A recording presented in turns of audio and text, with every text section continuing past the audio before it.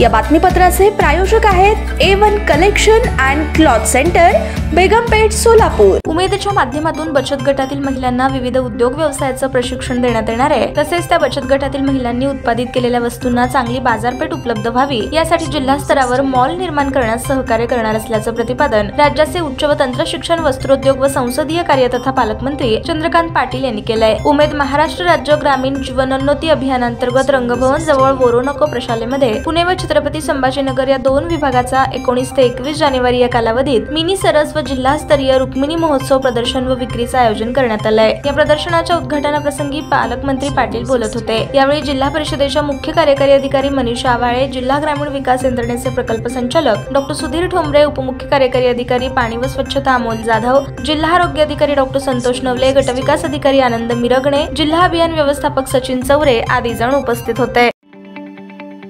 ताज्या बातम्या पाहण्यासाठी प्राईम महाराष्ट्र न्यूज चॅनलला सबस्क्राईब करा।